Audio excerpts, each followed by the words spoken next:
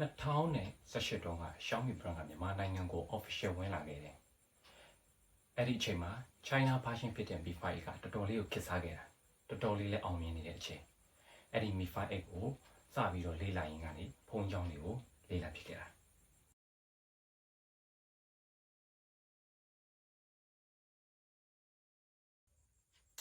Welcome to Mori the Team ပါ။ဒီနေ့ပြောပြမှာကတော့ Pixel Fan ဖြစ်လာရတဲ့အဓိကအကြောင်းရင်းက Xiaomi ကနေစတယ်ဆိုတော့ပါပဲ။ဟာဘာမှလည်းမဆိုင်ဘူးဆိုပြီးတော့ပြောကြမယ်ထင်တယ်။နေရောဗီဒီယိုကိုဆက်ပြီးတော့ကြည့်လိုက်အောင်။2018ခုနှစ်ကတော့ Mi Fan တွေဆိုရင် Mi 5 ကိုတော်တော်လေးသဘောကျခဲ့ကြမှာ။ဒီဇိုင်းလေးလည်းလှတယ်။သုံးလို့လည်းကောင်းတယ်။ပြီးတော့ iPhone 7 Plus လုံးလို့လည်းပြောကြတယ်။ဒီဇိုင်းပိုင်းကလည်းသွားပြီးတော့ဆင်းနေတာ哦။အဲ့ဒီ Mi 5 ကိုကျွန်တော်လည်းဝယ်ကင်ခဲ့တယ်။ဝယ်ပြီးတော့မှသိလိုက်ရတာကဒီ Mi 5 မှာ global version ရှိတယ်ဆိုတော့ပါပဲ China version ကိုကျွန်တော်လည်းသိမကြိုက်တာနဲ့လိုက်ရှာကြည့်လိုက်တော့အဲ့ဒီကောင်က Mi 1ဖြစ်နေတာပဲ reviewer တွေကလည်း Mi 1ကိုတော်တော်လေးချီးမွမ်းကြတာတော်တော်လေးကောင်းကြောင်းကိုလည်းညွှန်ကြတယ်မြန်မာနိုင်ငံကို official ဝင်လာဆိုပြီးတော့စုံစမ်းကြည့်လိုက်တော့မြန်မာနိုင်ငံကို official ဝင်လာခဲ့တယ်အဲ့ဒါနဲ့ပသိမ်မှာက official showroom လည်းလာဖွင့်ထားတာရှိတော့သွားပြီးတော့စမ်းကန်ခဲ့တော့အမှစမ်းကန်ကြည့်လိုက်တော့ Mi 1ကိုတော်တော်လေးသဘောကျသွားတာChina version နဲ့ global version ကတော်တော်လေးကိုကွာတာဗျ။ Mi 1 ရဲ့ haptic feedback ကအစတော်တော်လေးကိုကောင်းတာChina version ရဲ့ haptic feedback ကမကောင်းပြောတာမဟုတ်ဘူး။ကောင်းတယ်ဒါပေမဲ့ Mi 1 ရဲ့ haptic feedback ကပိုကောင်းနေတာ။ပြီးတော့သူ့မှာသုံးပေးထားတဲ့ OS ကလည်းတော်တော်လေးကို premium ဆန်တယ်ပြောရမယ်။ကျွန်တော်အတွက်ပေါ့Mi 1ကိုသုံးဖို့တဲ့သူတော်တော်များများလည်းအဲ့လိုထင်ကြလိမ့်မယ်လို့ထင်တယ်။ညောက်ပြောတာတော့မဟုတ်ဘူး။Mi 1 fan နေဆိုရင်တော့မှန်တယ်ပြောကြလိမ့်မယ်။အဲ့လိုနဲ့Mi 1ကိုဝယ်လိုက်ရောပေါ့အဲ့အချိန်ကတော်တော်ကန်ကောင်းတယ်လို့ပြောရမယ့်အချိန်ထင်တယ်ဘာဖြစ်လဲဆိုတော့မြန်မာနိုင်ငံမှာမြန်မာစာတွေမြန်မာ font တွေကွန်ပျူတာမှာကွန်ပျူတာ font တွေအကုန်လုံးကို Zoji ကနေ Unicode ကိုပြောင်းပြီးတော့သုံးတဲ့အချိန်ဖြစ်နေလို့ပဲအဲ့ဒါဘာဆန်းလို့လဲဆိုပြီးတော့ပြောကြလိမ့်မယ်ထင်တယ်တကယ်တော့အဲ့ဒါကြီးကကြီးမားတဲ့ပြောင်းလဲမှုကြီးပဲ Zoji Code ကသုံးတာတော်တော်အဆင်မပြေဘူးဗျ Unicode ပြောင်းလိုက်တာမှတော်တော်အဆင်ပြေသွားတာဘာလို့လဲဆိုရင်ကျွန်တော်က Gbook ကိုသုံးရတာတော်တော်သဘောကျတယ်အဲ့ဒီချိန်တည်းက Gbook ကိုသုံးရတာသဘောကျတယ်ဒါပေမဲ့ Zoji Code မရဘူး Gbook က Unicode ပဲထောက်ပံ့ပေးတာဖြစ်တဲ့အတွက်အဆင်မပြေခဲ့ဘူး Unicode ပြောင်းလဲပြောင်းတော့ Gbook ကို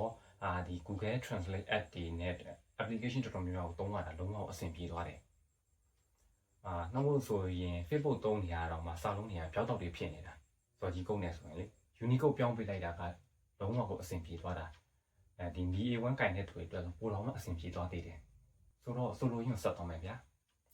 Mi A1 မှာသုံးပေးထားတဲ့ Android 1 UI ကတော်တော်မိုက်တာဒါတော့မှ Android 1 version နော် Android က main UI version ဆိုရင်စဉ်းစားတာကြည့်တော့ဘာလို့တော့သုံးလို့ကောင်းနေမလဲလို့ Android 1ဆိုတာဘာလဲဆိုတော့ main Android UI ရဲ့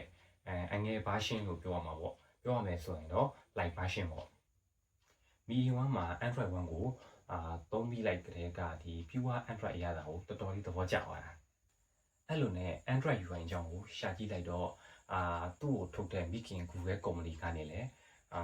ဖုန်းတွေထုတ်တယ်ဆိုတော့သိလိုက်ရတယ်အဲ့အချိန်မှသိရတော့ Google ကနေဖုန်းထုတ်တာပေါ့အဲ့အချိန်ပိုင်းတော့ Google ကဖုန်းထုတ်တာလုံးဝမသိခဲ့ဘူးအဲ့တုန်းကဆိုရင် Pixel 3ထွက်တဲ့အချိန်ထင်တယ် Pixel 3ရဲ့ design နဲ့ color ဝေးရတယ်လုံးဝကိုသဘောကျကျင်စရာကောင်းတယ်ဘာလို့လဲဆိုတော့ Pixel 3က2 tone color လေးသုံးပေးထားပြီးတော့ power button မှာလည်းနောက်ထပ် color လေးတစ်မျိုးသုံးပေးထားတာကလုံးဝ design ကိုစမ်းပြီးတော့ unique ဖြစ်နေတာအဲ့အချိန်က Pixel Hardcore fan တွေဆိုရင်တော်တော်လေးကိုသဘောကျရမှာအခုချိန်ထိတောင်အဲ့ Pixel 3လေးကကျွန်တော်ရဲ့ favorite ထဲမှာပါတယ်ပေါ့အဲ့လိုနဲ့ Pixel အကြောင်းတွေကိုရှာကြည့်ရင်းနဲ့မတိမတာ Pixel fan လေးဖြစ်လာတယ်ပေါ့Pixel fan ဖြစ်တယ်ဆိုပေမဲ့အဲ့အချိန်တော့ Pixel ကိုမကင်နိုင်ခဲ့ပါဘူးဘာဖြစ်လဲဆိုတော့မြန်မာကိုဝင်လာတာကရှားတာရယ်ပြီးတော့ငွေကြီးအရာတိတ်မတက်နိုင်တာတွေကြောင့်မကင်ဖြစ်ခဲ့ဘူးပေါ့တကယ်ချင်းတယောက်ကိုတော့မှအဲ့ Pixel အကြောင်းကိုပြောပြလိုက်တော့သူသဘောကျပြီးတော့လိုက်ကင်ခဲ့သေးတယ်သူဝယ်ကင်တဲ့အလုံးတွေက Pixel 4နဲ့ Pixel 6ဖြစ်မယ်ထင်တယ် Pixel 4ကိုအရင်ကင်ပြီးမှ Pixel 6ကိုကင်တာကျွန်တော်ကသူ့ရှိရနေပြီးတော့ခဏမှားကင်ပြီးတော့ Pixel ကိုလုံးဝကိုသဘောကျသွားတယ်အဲ့ရစပြီးတော့ Pixel ရဲ့ Hardcore fan ဖြစ်လာတာပဲ Pixel ဖုန်းတွေမှာက haptic feedback ကတော်တော်မိုက်တယ်ပြောရမယ်ဆိုရင် iPhone ထက်တောင်မှပိုပြီးတော့မိုက်တယ်ကျွန်တော်အမြင် UI ကရိုးရှင်းတယ်ကလင်းဖြစ်တယ်သုံးရတာလည်းလွယ်ကူတယ်ကျွန်တော်ကတော့သုံးရသဘောကျတယ် ပြီးတော့ကိုယ်တိုင်ကလည်း Google ရဲ့ Workspace နဲ့ Google ရဲ့ application တော်တော်များများကိုအသုံးပြုကြိုက်တဲ့သူဖြစ်တဲ့အတွက်လုံးဝကို favorite ပဲ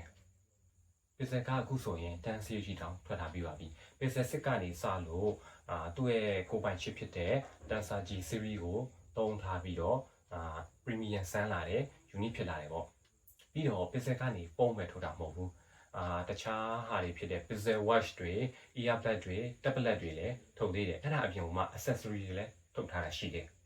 ဒီနှစ်ကုန်ကြရင်လည်းသူတို့ရဲ့ကိုယ်ပိုင် laptop design ဖြစ်တဲ့ Google Book ထွက်လာမယ်လို့လည်းကြေညာထားသေးတယ်ပြီးတော့လာမယ့် August လ12ရက်နေ့ကျရင်လည်း Pixel 11 series တွေကိုကြေညာသွားမှာပြီးတော့ဒီပုံအသစ်ကြောင့် Google ကနေပြီးတော့ color အဆန်းလေးဖြစ်မယ်လို့လည်းခန့်မှန်းထားတယ်ပြီးတော့ Pixel Glow ဆိုတဲ့ future အသစ်ပါလာမယ်လို့လည်းပြောထားတယ် Pixel Glow ကဘယ်လို future လဲဆိုတော့တေချာတော့မသိသေးပေမဲ့nothing phone တွေလို့ကြောပတ်မှာdisplay သေးလေးတစ်ခုထည့်လာပေးမယ်လို့ထင်တယ်ဒါမှမဟုတ်လည်းဒီ nothing ကလိုမျိုးမီးလုံးလေးတွေပေါ့ဒီ event ကိုကြည့်ပြီးသွားလို့ရှိရင်လည်းဗီဒီယိုအသစ်တစ်ပုဒ်ထပ်တင်ပေးပုံပါပါဆိုတော့ Google Pixel fan တွေရောရှိကြလား Google Pixel ကိုဘာလို့ရွေးချယ်ပြကြတာလဲဒါမှမဟုတ်ရင် Google Pixel ဆိုတာကိုခုမှကြားဘူးလားတစ်ချက်တော့ပြောပြပေးသွားကြပါဦးဒီလောက်ပါပဲ